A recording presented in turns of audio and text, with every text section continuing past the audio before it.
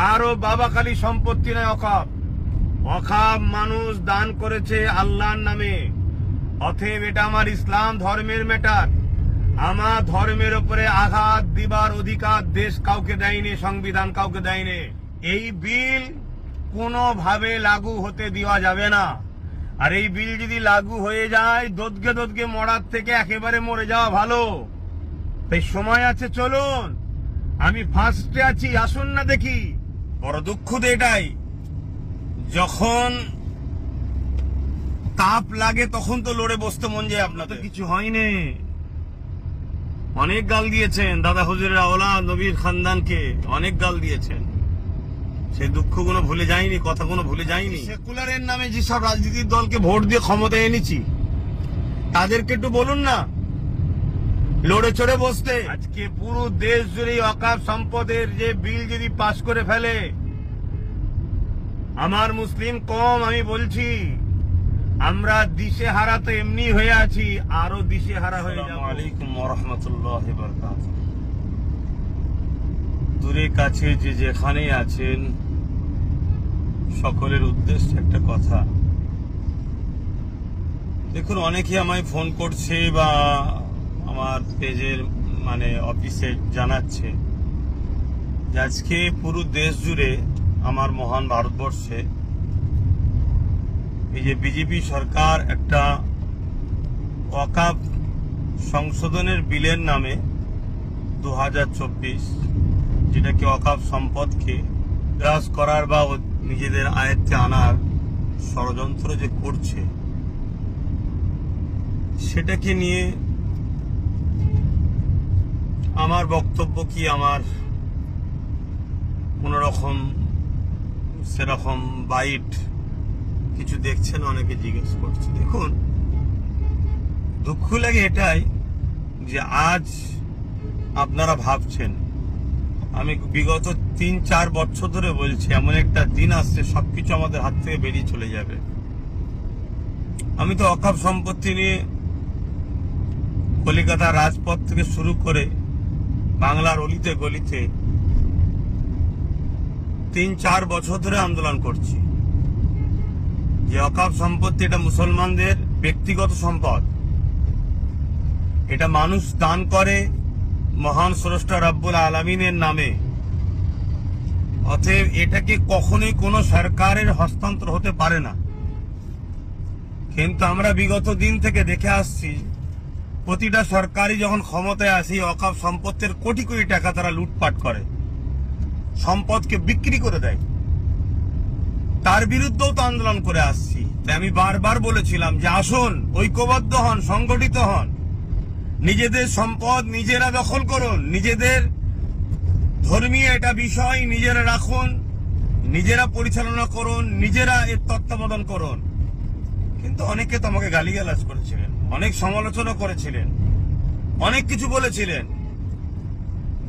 হ্যাঁ, আজকে আমার বাইট দেখতে পাচ্ছেন না, কিন্তু লক্ষ লক্ষ মানুষের কাছে আমার সংগঠনের মাধ্যম দিয়ে তাদেরকে এই যে আজকে 2024 ওয়াকফ সংশোধনীয় বিলের নামে বিজেপি সরকার যে সংবিধান বিরোধী যে বিল পাস করার জন্য ঘৃণা চক্রান্ত করছে, তার বিরুদ্ধে ফুরফুরা আহলে সুন্নাত ওয়াল জামাতের লক্ষ লক্ষ যুবকরা, বাপেরা মায়েদের দ্বারা আমরা বাড়ি বাড়ি গিয়ে আমাদের সংগঠনের মাধ্যম দিয়ে ওই স্ক্যান করে, যেটা মুসলিম পার্সোনাল ল বোর্ড চেয়েছে, পাটাবাদ যে ব্যবস্থা করতে বলেছে, সে কাজ অলরেডি আমাদের চলছে।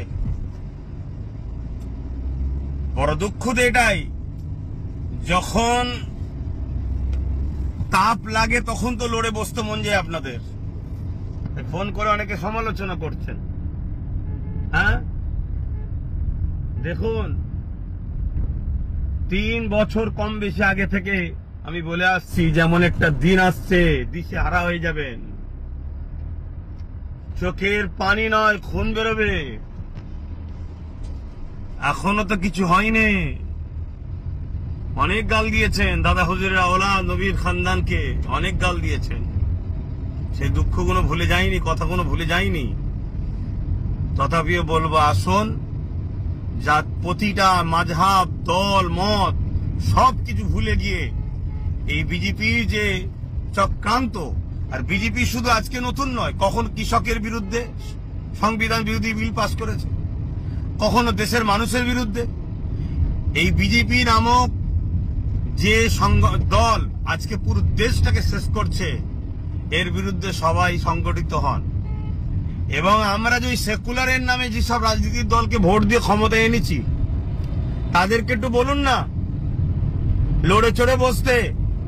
এখনো সময় আছে। কৃষক বন্ধুরা আন্দোলন করা শিখিয়েছে আমাদেরকে। উঠুন, জাগুন, লড়াইয়ের জন্য সংগঠিত হন।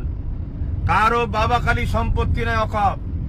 অকাপ মানুষ দান করেছে আল্লাহর নামে। অতএব এটা আমার ইসলাম ধর্মের ম্যাটার। আমার ধর্মের উপরে আঘাত দিবার অধিকার দেশ কাউকে দেয়নি, সংবিধান কাউকে দেয়নি। সে যে পদেই বসে থাকতে পারে, সে যদি তার পদকে ভুল রাস্তায় পরিচালনা করে, তাহলে আমাদেরকেও সংবিধানকে সামনে রেখে গণতান্ত্রিক প্রক্রিয়ায় তাকে জাগানো দরকার, যেভাবে কৃষক বন্ধুরা জাগিয়েছে। তাই সংগঠিত হন, আসুন, এগিয়ে চলুন। আজকে পুরো দেশ জুড়ে ওয়াকফ সম্পদের যে বিল যদি পাশ করে ফেলে,